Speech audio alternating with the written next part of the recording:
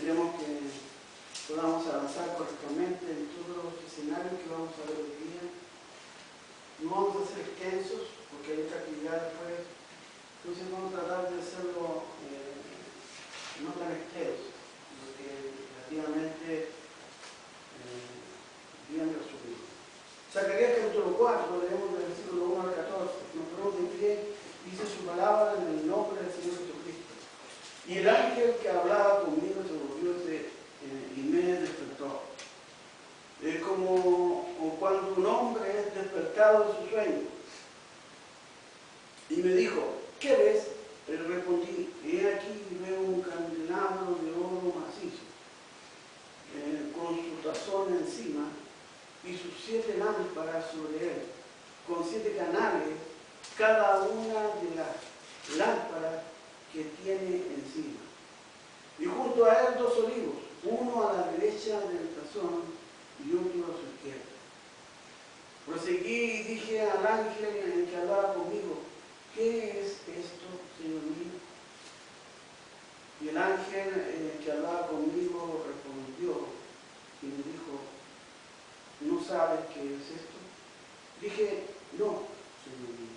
Así que respondió y me explicó, esto es la palabra de Yahweh para Zorobabel, no con ejército, ni con fuerza, sino con mi espíritu, dice Yahweh.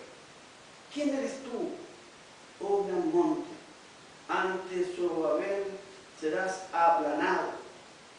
Él sacará la piedra principal con aclamación de gracia, gracia a él. Otra vez vino a mí palabra de Yahweh diciendo, las manos de Zorobabel han puesto los cimientos de esta casa y sus manos la concluirán. Entonces conocerán que Yahweh me envió a vosotros. Porque ¿quién es el que desprecia el día de modestos comienzos? Se alegrarán y verán la plomada en mano de Zorobabel.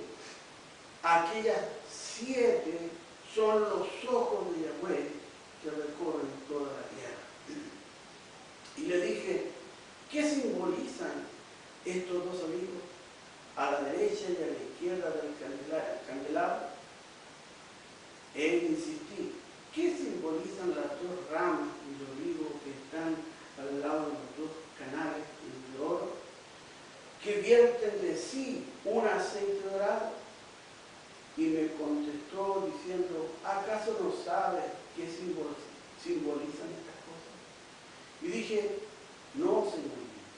Respondió, estos son los 2 ungidos que están delante del Señor de toda la tierra.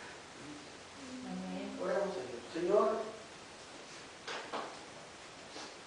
eres tú, Señor, el Dios Todopoderoso, el intérprete de su palabra. Amén. Señor, rogamos que tu Espíritu Santo nos ayude, Dios, en este escenario, que nos presente tu palabra. Ayúdanos a comenzar. Ayúdanos a estar tomados de tu mano poderosa y avanzar en tus propósitos, Señor.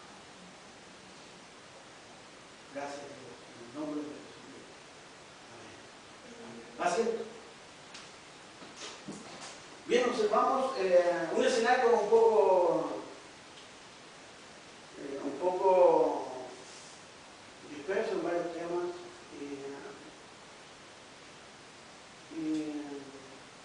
El relato, ¿cierto? Evidentemente que Dios siempre es el centro de las Escrituras, pero aquí, ¿cierto? Sigue siendo Él, pero hace mención de ese personaje histórico y sobrenatural, ¿cierto? También. Ellos son en ejercicio natural, alguien por ahí dirá, de Zorobabel, ¿cierto? Y el siervo de Dios hace una mención acá, y para poder entender nosotros quién es Zorobabel, tenemos que hacer un recorrido un poco extenso. La verdad que de por qué el profeta de Dios habla de Zorobabel. ¿Qué quiere hacer él? ¿Qué quiere mostrar en este relato del Señor? Y aquí quiere llevarnos a nosotros, porque una vez un hermano acá me dijo, estas no son las edades. Ya, dije yo, no son las edades. Entonces lo que el siervo de Dios dice aquí no es. Es que las edades que yo conozco, y ahí entendemos algo. Cuando usted habla con los hermanos, entre comillas, del mensaje, ¿cierto? Todos han leído las edades. Y todos se sienten con autoridad para decir sí o no. Y todos tienen el conocimiento de las edades. Entonces, cuando la palabra está saliendo de los púlpitos, ¿cierto? Se levantan y dicen amén, amén. Porque han leído 3 o 4 veces las edades. Entonces, lo que trato de decir es que el Espíritu Santo de Dios, ¿cierto? Es el que va a hablar a nuestras vidas. Entonces, imagínense que yo tomara una escritura, ¿cierto? Porque esta no es una denominación. Esto no es una denominación. Porque la denominación nace en los hombres, la mente de alguien. Entonces, cuando nosotros entendemos, ¿cierto? Que es el Espíritu de Dios llamando, ¿cierto? Y salir del sistema para avanzar en los propósitos de Dios, ¿cierto? Entendemos que ya salimos de ese organismo, ¿cierto? Creado por los hombres, ¿cierto? Que camina a la par de la iglesia pagana. Que intenta tener un líder igual que la iglesia pagana. Entonces, el líder de los hombres de Dios es su Espíritu. El Espíritu Santo de Dios guía a su iglesia. Leo. Esta página 256. Dice, leo el párrafo, yo leí todo el párrafo, todo el escrito, pero aquí dice, porque los que menospreciaron el día de las pequeñeces se alegrarán y verán la plomada en la mano de Zorobabel. Estos 7 son los ojos de Jehová que recorren toda la tierra. Fíjense, estos 7, ¿cierto? Estos 7 son los que recorren toda la tierra. Pero no solamente la recorren, sino que los ojos de Dios están ahí. Párrafo 29 en adelante. Es muy claro que la palabra, esto se refiere a hombres que por supuesto serán hombres ungidos, llenos del Espíritu Santo. Porque los misterios de Dios no son en el poder de los hombres, sino en el poder de su Espíritu. Entonces, volvemos nosotros al argumento. No es algo que nazca en la creación de los hombres. No es algo que nazca en la vida de alguien, sino que nace en Dios, en la guianza del poder de su Espíritu. O sea, la nación, el pueblo de Dios, avanza siendo guiado por su Espíritu. No avanza siendo guiado porque alguien escribió lo que usted tiene que predicar, lo que tiene que decir, a lo largo de todo Chile, de todo el mundo. Eso es algo que no es Dios ese. Claro que no. Por supuesto que no. Porque Dios habla a cada congregación, ¿cierto? Basado en el conocimiento de su Espíritu, en el mensaje, la voz que nace, ¿cierto? Es para alimentar un pueblo. Bueno, solo lo veo. Vamos a hacer un recorrido pequeño.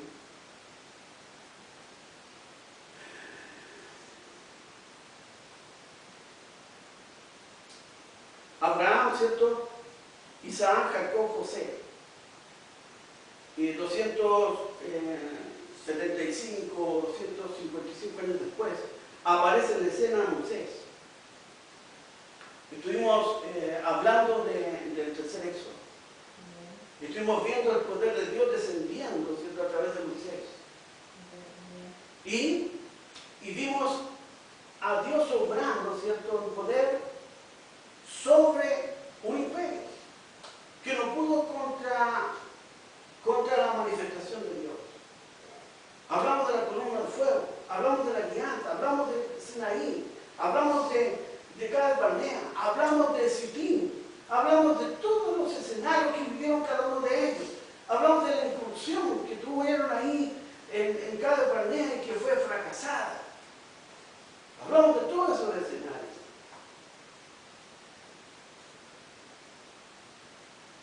La ley, la tierra prometida, aparecen los jueces.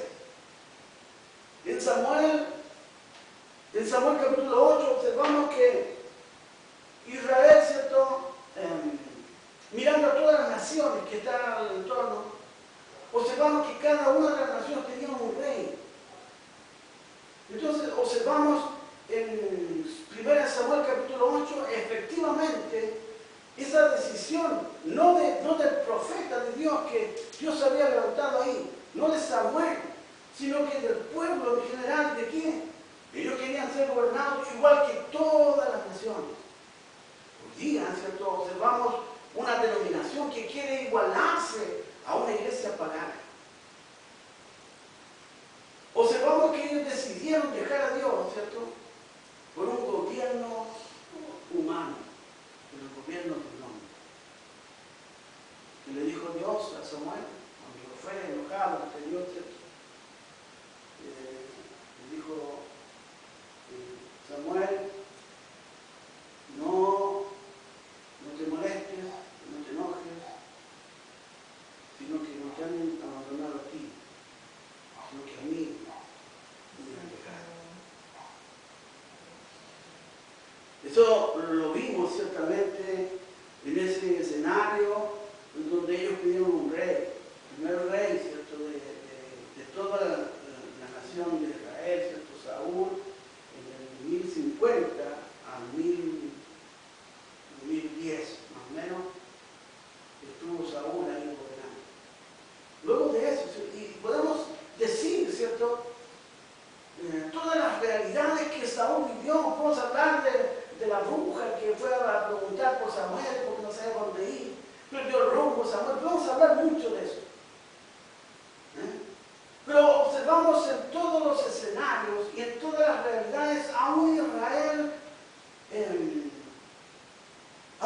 extraviado, no queriendo escuchar la voz de Dios. Y esa es la realidad. Luego de Saúl aparece, ¿cierto?, David, ¿cierto? La Biblia dice que acorde a los propósitos de Dios, acorde a lo que Dios quería. Pero cuando uno examina a David, cuando uno examina la vida de David, se da cuenta que hay escenarios totalmente terribles que vivió David y que hizo David. Entonces, pero la Biblia dice claramente que el corazón de David era acorde a los propósitos de Dios. Entonces, nosotros ahí nos detenemos y nos damos cuenta que la visión que tiene Dios es muy diferente a lo que nosotros observamos. Y ahí inmediatamente nos vamos a Jesucristo.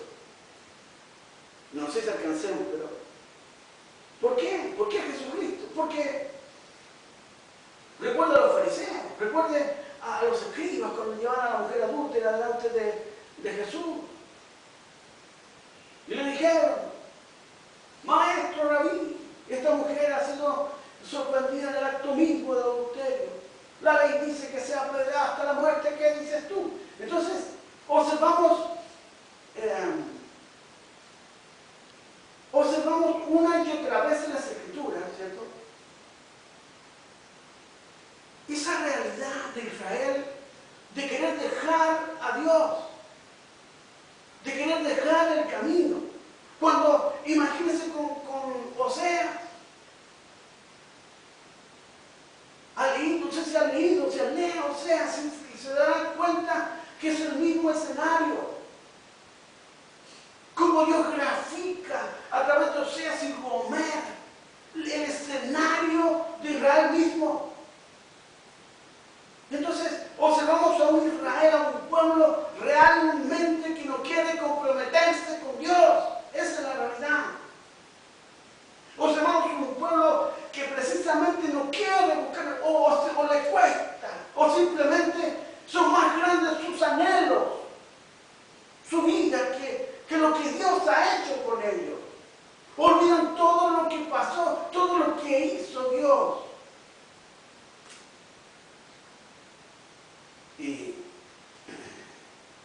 observamos una realidad histórica, ¿cierto? A lo mejor usted dirá, yo no creo en un Dios histórico. No estoy hablando de eso. Pero algunos saben, ¿cierto?, sin entender realmente a qué estoy refiriendo y qué es lo que Dios está diciendo. Mire, David, luego llegó Salomón. Salomón tuvo más de 1000 concubinas, imagínense. Más de 1000 concubinas. Y hay libros anexos que muestran otro escenario hacia allá, hacia el oriente.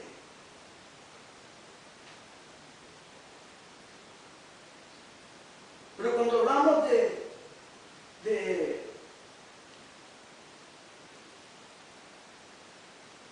cuando hablamos precisamente de Salomón, ¿cierto?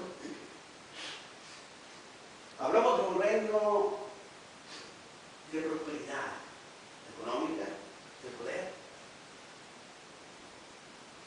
de alianzas. Hablamos de un rey que la historia secular lo reconoce y que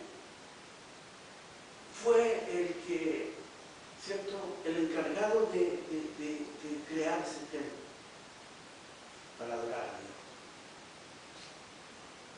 No nos vamos a quedar mucho en los personajes de este relato. Queremos llegar a este pasaje, a solo papel. Entonces, ¿qué ocurre con Samuel? Y aquí ya comienza un escenario diferente. ¿Por qué? Porque aparecen Roboam, Jeroboam, ¿cierto? Y el reino se divide. Claro que sí.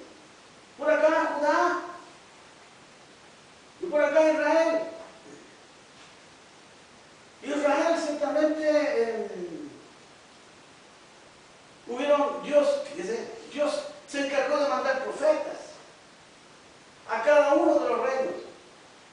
A Israel, Isaías, Eliseo, Jonás, Oseas, a que el pueblo de Dios pudiese volver a la palabra, que ellos pudiesen retornar a los propósitos de Dios. Y permanentemente Dios estuvo mandando sus profetas para eso, para que el pueblo de Dios pudiese volver a tomar la palabra. Y esa es la realidad. No existe otro argumento para decirle al pueblo que estaba mal, para decirle al pueblo que tiene que buscar a Dios, para decirle al pueblo que la misericordia de Dios está ahí, pero ellos tienen que cambiar su actitud hacia Dios. Eso es lo que Dios baja a través de sus profetas de Dios hacia Israel.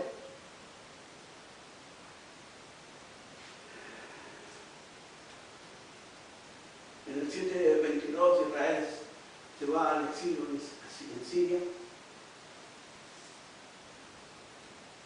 Las 10 tribus que estaban ahí y se diluyen y desaparecen de todos lados, porque son esparcidos en todo un imperio. Y en Israel, ese Israel, esa división desaparece. Desaparece en un sentido como nación.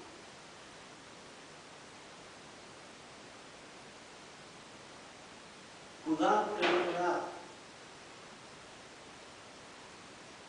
Judá, ahí estuvo Isaías también, Miqueas, Jeremías, Abdías, ¿cierto?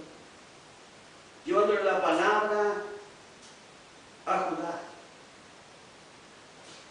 Judá no fue tan duro. Judá estuvo un poco, pero aún así ellos se apartaron.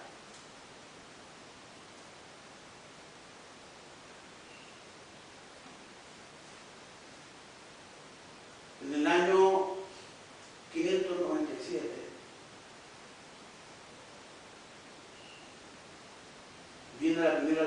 deportación.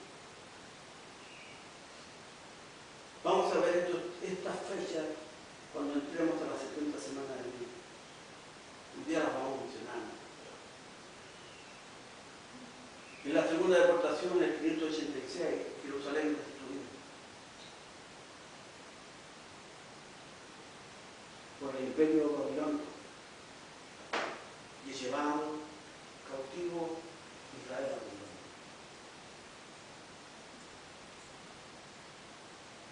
Y aquí aparece Zorobabel, todo un escenario. Los hermanos dicen, no, si yo leí las edades.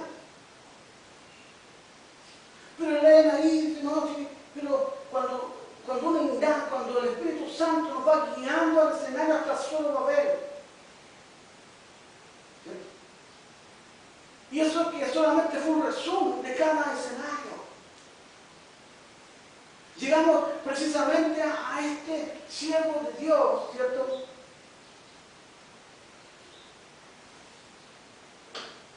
Allí estaba el imperio babilónico celebrando. Y una mano escribió en la pared y decía, Mene, Mene, Uparsin, Tequel, Mene, Mene, Uparsin. Este reino ha sido hallado falso, ¿cierto? Y por eso Dios lo derriba, lo desaparece.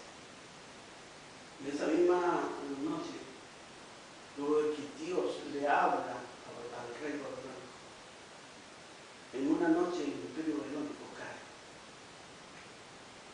En una noche el imperio medo-persa toma el control de todo el imperio babilónico.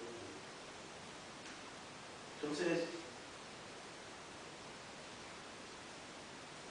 en el año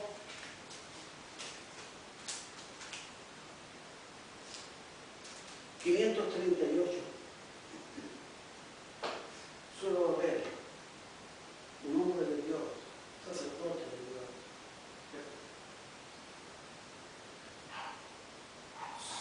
por petición de él nacido,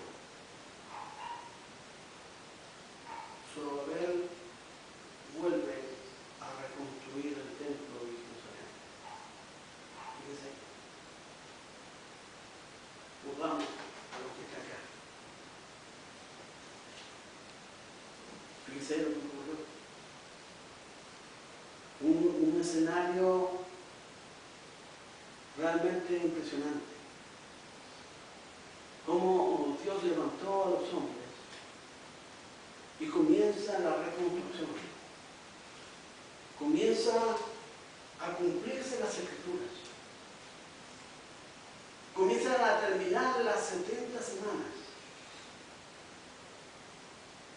Comienza a terminar. Zorobabel es descendiente de David, gobernador de Jerusalén y determinado por Ciro a finalizar el exilio en Babilonia, y estuvo a cargo de la reconstrucción del templo.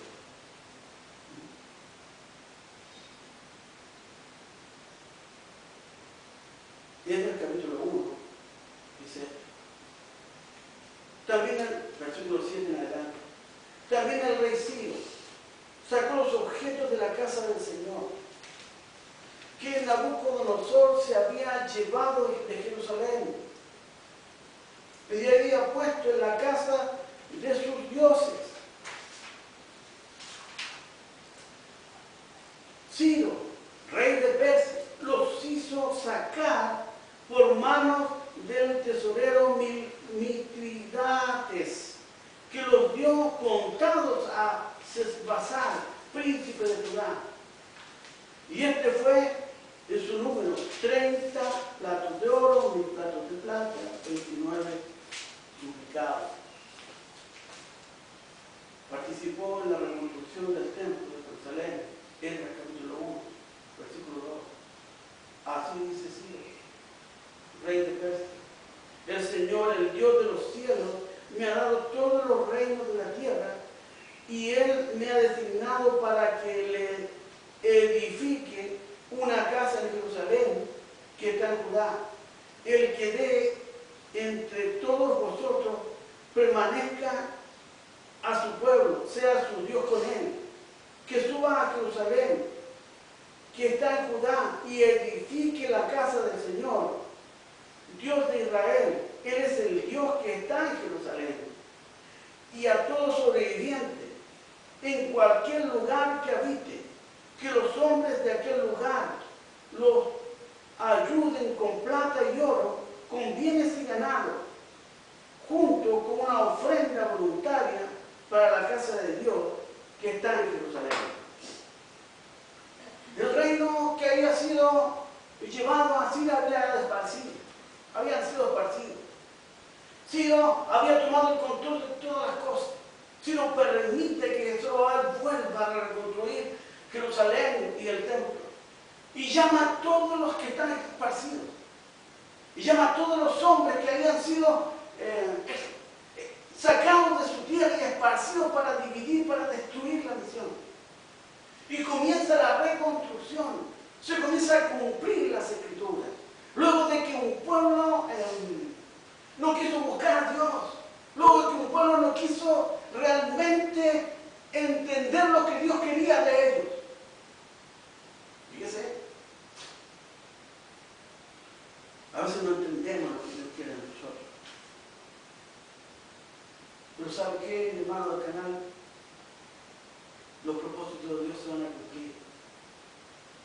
Aunque usted se esconda en su casa, aunque usted se arranque donde sea, Dios allá va a levantar instrumentos, ¿cierto?, para que usted se vuelva a la palabra, para que usted pueda tomar el camino correcto, para que usted pueda vivir de acuerdo a los propósitos de Dios. Porque hemos hablado muchas veces que su palabra es inmutable, que su palabra no cambia. Entonces, cuando nosotros hablamos de esa inmutabilidad de la palabra, estamos hablando de una palabra que tiene una sola línea, que tiene solo un argumento, y que su idea no sirve ni la mía sirve. Solo sirve lo que Dios está diciendo. No sirve lo que el sistema diga, no sirve lo que las denominaciones digan, no sirve nada que el hombre, en lo que el hombre haya intervenido. Solo sirve lo que el Espíritu de Dios está diciendo. Solo sirve su palabra, porque es su palabra la que guía al pueblo de Dios. Y vemos el resultado de Israel. Vemos lo que ocurrió. El pueblo de Dios, el pueblo llamado. Miren lo que pasó. Israel disperso, desaparecido como nación. Judá por allá en Babilonia, esclavizado. Entonces,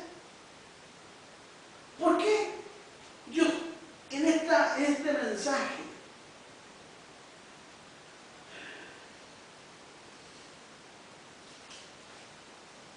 ¿por qué Él en este mensaje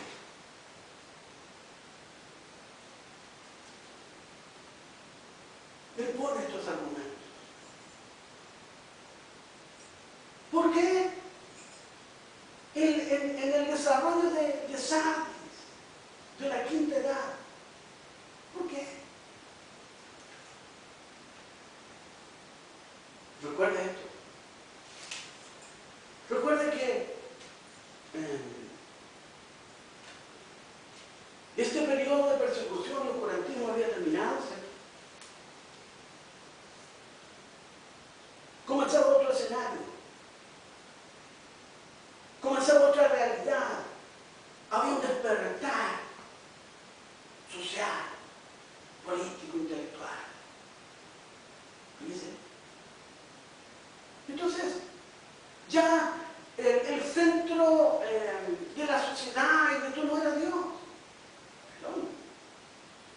Entonces, comenzaban otras, la filosofía. Fíjense, los grandes pensadores. Los grandes argumentos que hasta hoy día se discuten algunos temas.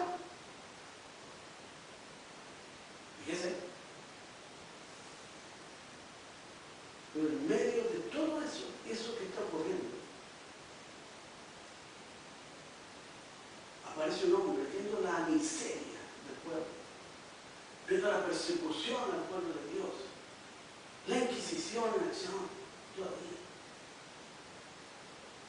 Aparece un hombre que pega 95 tesis ahí en Alemania, en la Basílica, no recuerdo el nombre de Tomás, y él dice, el justo por la fe. Fíjese. Entonces, cuando hablamos nosotros, ¿por qué Dios habla de solo de fe? ¿Por qué Él habla de la reconstrucción? ¿Qué tiene que ver esa reconstrucción del templo con un hombre que va y aparece y dice, el justo por la fe vivirá? Claro que tiene que ver. Luego de la destrucción del paganismo, de estas 1500 años de destrucción y persecución, luego de argumentos que una iglesia pagana quiso sembrar en la sociedad, fíjese, aparece ciertamente el profeta, no, el reformador, con un mensaje ¿para qué? Para restaurar ¿qué? Para restaurar precisamente lo que había ocurrido. La destrucción completa, ¿cierto?, de muchos. Y la muerte de muchos. Lo repito de nuevo.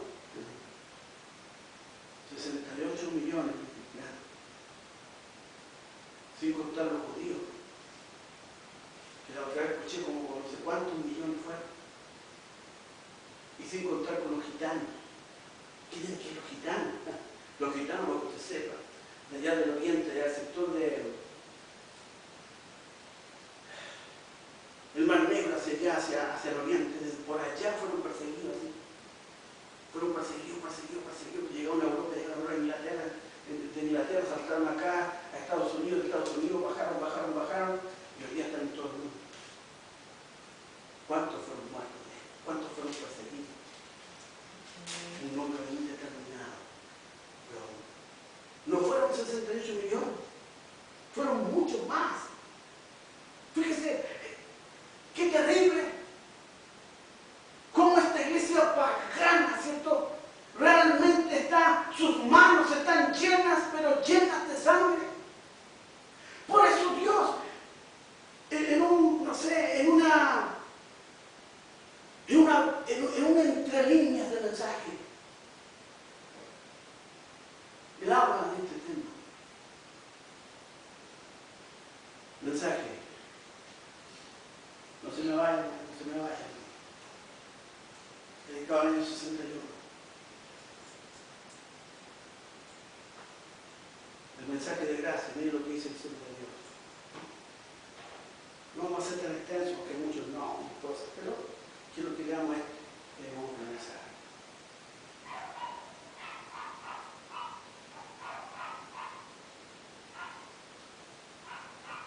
Mensaje de gracia dedicado al año 61. Conocemos que esto fue durante el tiempo de la preparación de la restauración del templo. Fíjense las palabras. Cómo él está mandando un mensaje aquí a él.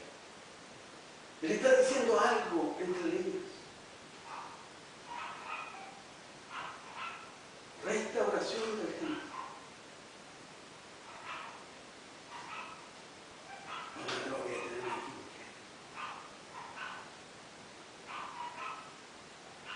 Escucha, hermano, que está escucha bien lo que está diciendo ahora. Porque es el Espíritu de Dios que está hablando. Tú tienes que restaurar el templo de tu vida. Tú tienes que restaurar. Dios ha mandado a un profeta. Dios ha mandado a un hombre de Dios con un mensaje para restaurar.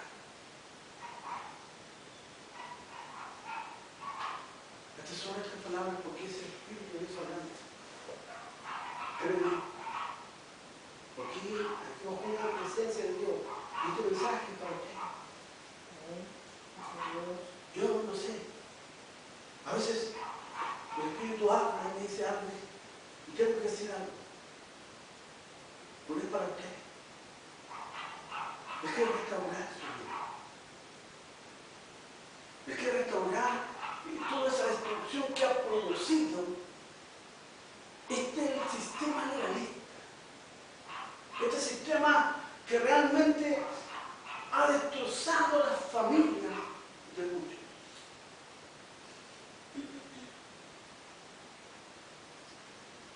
Conocemos que esto fue durante el tiempo de la preparación de la restauración del templo. Y Zorobabel fue un gran príncipe entre el pueblo, claro que sí, quien había puesto el fundamento del edificio. Ahora, quiero que se pongan su abrigo de unción. En otras palabras, quiero que escuchen con los oídos del Espíritu. Quiero que se salgan de lo natural y entremos en la unción de Dios. Y como dicen algunos por ahí, entremos en la sintonía sobrenatural para entender lo que Dios está diciendo. ¿Quién había puesto el fundamento del edificio? Ahora quiero que se pongan su abrigo de unción, de pensar espiritualmente en esta mañana, mientras pensamos. Y este gran príncipe había determinado reedificar la casa del Señor. Y luego, cuando lo decidió, él colocó la piedra del fundamento. Fíjese, él colocó un argumento claro, preciso, un fundamento.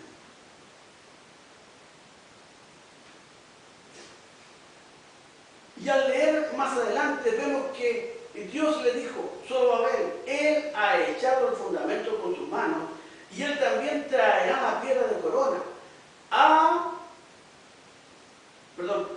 La acabará. Ahora, quiero que noten, él no dijo que traería la piedra del ángulo, él traerá la piedra de corona.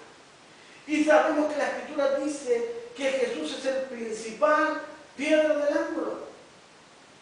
Y también es la piedra de corona. Ahora, si pensásemos por un momento que el mensajero de la séptima edad de la iglesia habría de restaurar la fe de los hijos nuevamente a los padres, en otras palabras, reedificar la iglesia de nuevo bajo el poder del Espíritu Santo, no bajo argumentos intelectuales, no bajo argumentos teológicos, sino bajo la dirección de su Espíritu. No por poder, no por el ejército, pero por mi Espíritu, dice el Señor, no por organización, no por denominación, pero por el Espíritu Santo Dios producirá la iglesia en este último día. No es por un sistema, no es por una organización, no es porque alguien dijo algo por ahí, no, sino que es el Espíritu de Dios poniendo el argumento sobrenatural, ¿cierto?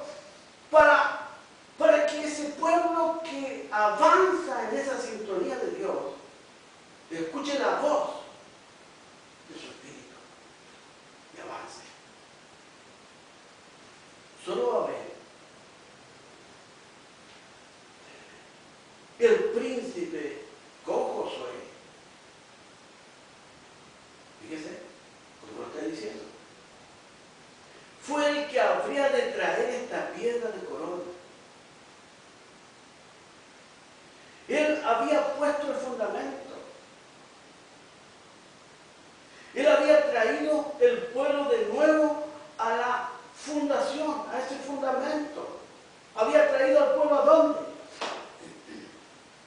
Vamos a la historia. Allí está Ciro, allí está Zorobabel. Zorobabel va hasta Ciro y dice, Señor, déjame ir a reconstruir mi tierra acá. Y ahí están, los detalles están en la historia bíblica. Y Ciro ve, anda, ¿qué necesitas? Y Zorobabel avanza a la reconstrucción. Es un tiempo profético. Es el cumplimiento de muchas escrituras que por hacer. Lo vamos a ver cuando veamos las 70 semanas de la Biblia. Ahí vamos a ver profesional. Entonces, observamos precisamente ese mover que motivó a Zorobabel avanzar, que fue el Espíritu de Dios. Fue Dios trabajando a través de él, fue Dios hablando a través de él. ¿Para qué? Para reconstruir ¿qué? Fíjese lo que voy a decir. Una tierra natural, un templo natural, un muro natural. Fíjese.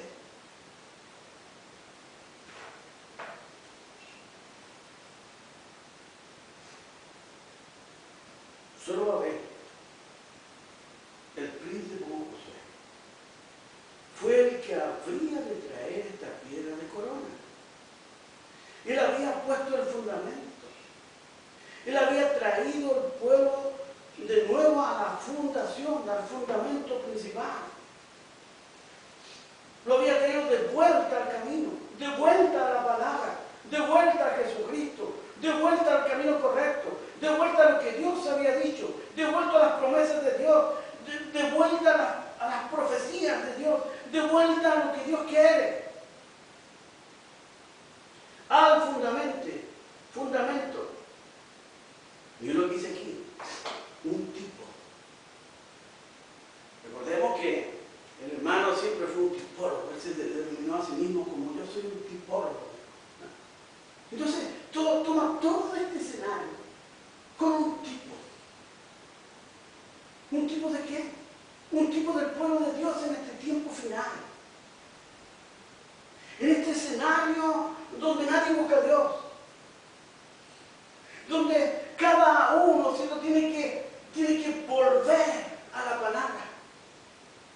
Y por eso Dios manda a un profeta. Manda un mensaje. ¿Para qué? Para restaurar. ¿Para restaurar qué? Lo que dice Joel, capítulo 1:4. ¿Qué dice Joel 1:4? Hermano, ¿me puede buscar Joel 1:4, por favor?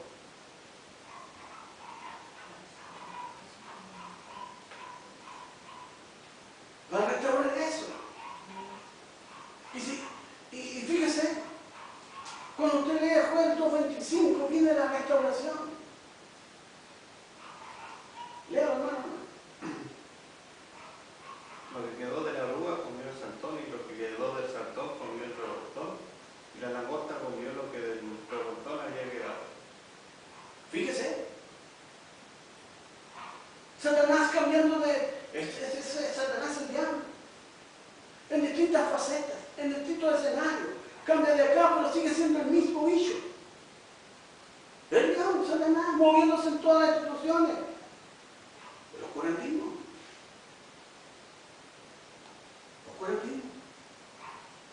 Y fíjese que justo aparece el reformador. ¿Y qué va a reformar? Bueno, toda la destrucción que dejaron estos bichos. Claro que sí. Y una parte él tenía que restaurar. Tenía que decirle al mundo qué. Le tenía que decir a toda la sociedad mundial qué tenía que decirle a los creyentes. Le tenía que decir, ¿sabe qué? La salvación no es por obra. La salvación tú no la puedes comprar por la indulgencia y la bula y todo esto que nace allá. ¿Y qué es lo que él dice? Y una frase que estremece toda humedad. El justo por la fe vivirá. Fíjense qué tremendo. Por eso el siervo de Dios toma esta visión de Zorobabel, de la reconstrucción del templo, del muro y todo eso. Porque aparece en la escena un hombre de Dios con un mensaje. Y fíjese, el llamado que hace Zorobabel a todas las naciones, a todos los pueblos, donde qué, recuerde,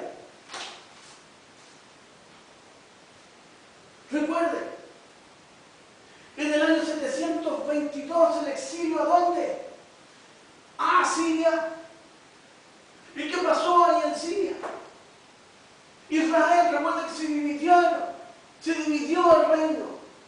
El reino del norte Israel, el reino del sur Judá. ¿Y qué pasó con el reino del norte? Se fue para allá hacia Siria. ¿Y qué pasó allá en Siria? En Siria fueron esparcidos por toda la faz de la tierra. ¿Para qué? Para diluir una nación, para destruir una nación, para desarraigarla completamente. ¿Y qué hace Zorobabel? Zorobabel aparece en la escena, enviado por Dios con la unción de Dios hacia Siria a hablar. ¿Y qué sucede? Zorobabel va y llega a reconstruir y hace un llamado a todas las naciones, diciendo: vengan, vengan. Estoy poniendo el fundamento aquí. Vuelvan al fundamento. Vuelvan a lo que Dios ha dicho. Vuelvan a la palabra. Vuelvan a lo que Dios quiere de ti. Vuelve a lo que Dios está diciendo. Vuélvete a Dios. O sea, vuélvete a la palabra. Ese es el mensaje.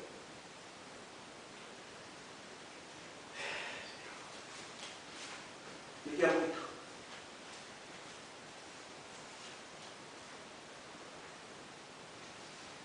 Sí, me queda poquitito. Un poco. Zorobabel, el príncipe con Josué, fue el que habría de traer esta piedra de corona. Él había puesto el fundamento, él había traído el pueblo de nuevo a la fundación, al fundamento, un tipo. Y aquí él dice, aquí revela todo, en un tipo, dice el Señor de Dios. O sea, todo este escenario que él comienza a hablar, todo esto que él comienza a hablar sobre él, es solo un tipo. Y más dice, lo cual, dice, todos conocemos que estos candeleros y demás cosas representan tanto el judío como la iglesia. Claro que sí. Porque el judío tiene que volver a reconstruir el templo. Pero entre líneas le dice a la iglesia: vuélvete a Dios, vuélvete a la palabra, sal del sistema, sal de lo que el hombre ha hecho y vuélvete a Dios. Escucha la voz del Espíritu de Dios.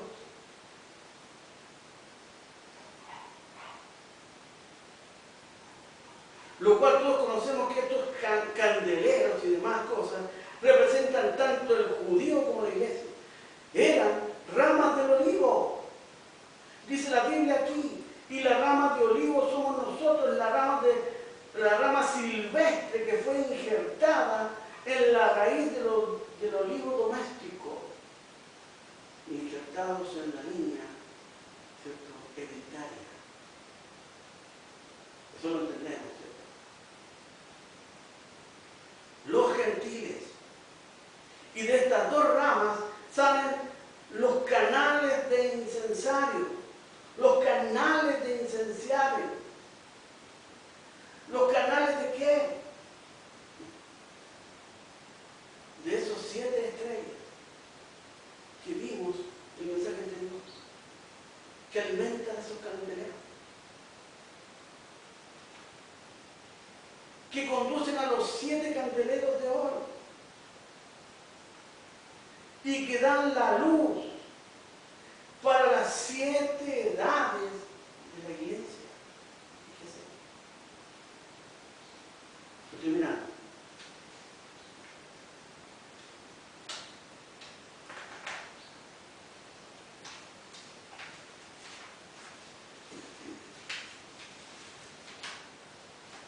Vuelvo a leer y solo leer Zacarías 4:10.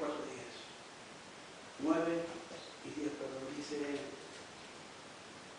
las manos de Zorobabel han puesto los cimientos de esta casa.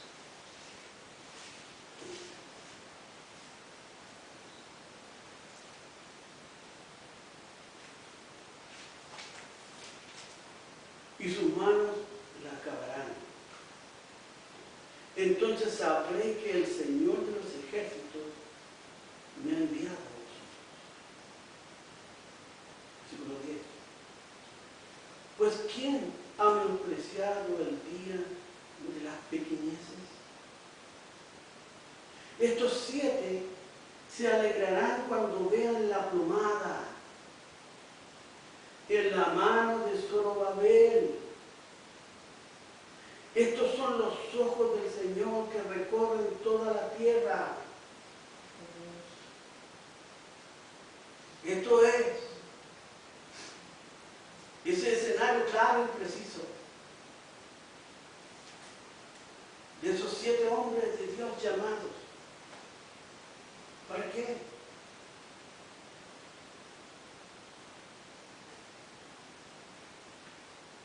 Para entregar un mensaje. ¿Para qué? Para leer un pueblo al fundamento, a la palabra.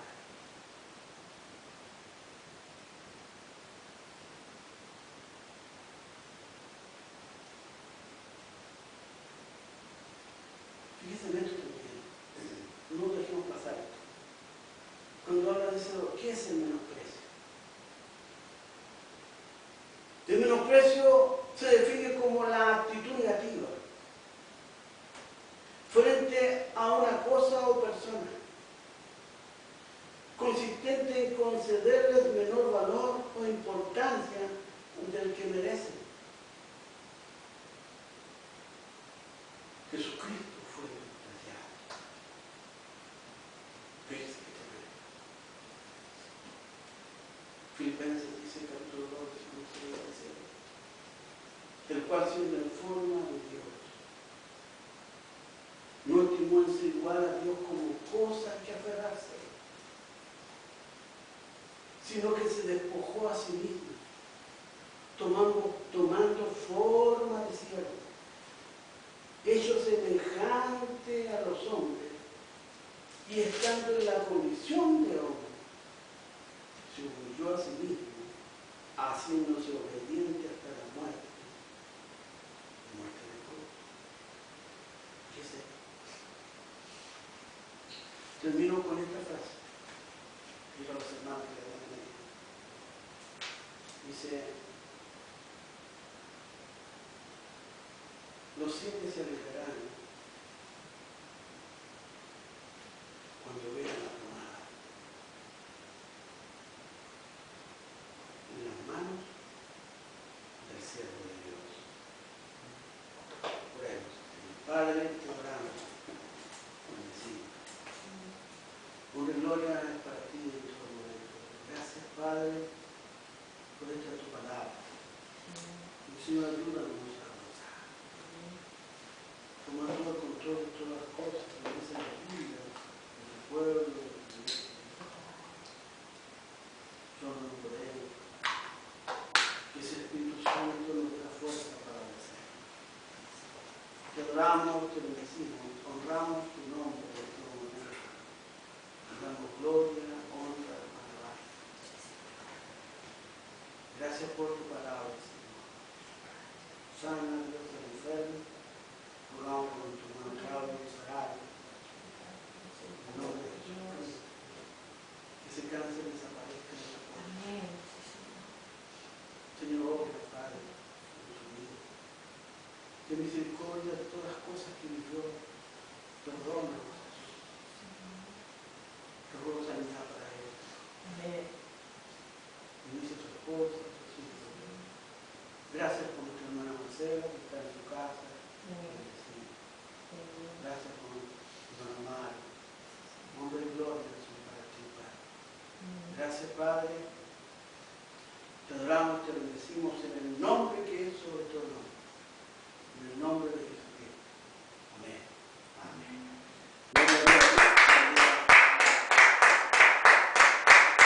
Vamos a cantar una alabanza para finalizar. Esta alabanza que me gusta mucho, que te dejo ganar. Dejemos ganar a Cristo. No peleen. ¿Para qué quiere ganar? Dejemos que gane la palabra. Nuestra vida. ¿Amén?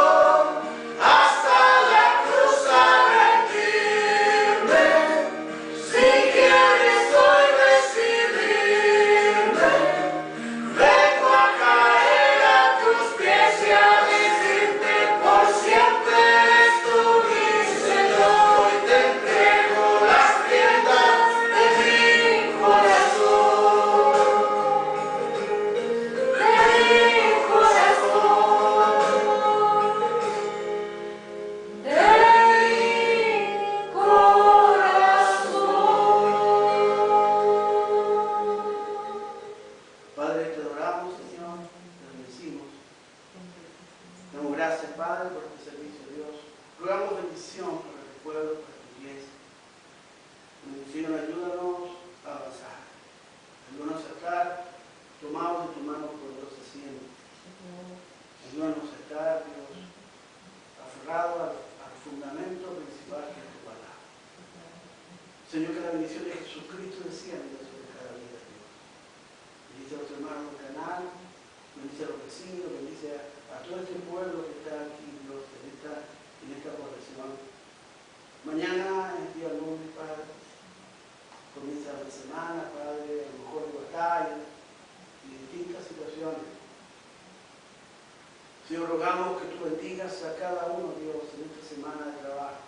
Amén, Señor, rogamos que tu gracia los acompañe donde quiera que vayan, Dios. Las situaciones que tengan que afrontar, que tu ángel esté ahí, Dios, dándole la palabra, la sabiduría para avanzar. Rogamos por los estudiantes, rogamos por los jóvenes, por los niños, Dios, que tienen que enfrentar una educación tal vez sesgada por muchos y lleguen a ser las herramientas. Pero te rogamos en el nombre de Jesucristo que tú los protejas, que tú los libres de accidentes, que tú los libres de adoctrinamiento, que tú los libres de todo mal, que tu ángel poderoso los acompañe, Dios, a cada colegio, Dios. Esa esperanza, Dios, rogamos que tu ángel la nos dé siempre, Dios, y sea siempre entre nosotros. Gracias, Padre, por este lugar. Cada lo que es necesario, Padre. Gracias, Señor. Te adoramos, te bendecimos, Señor. Y la bendición de Jesucristo sea en cada vida, en cada familia.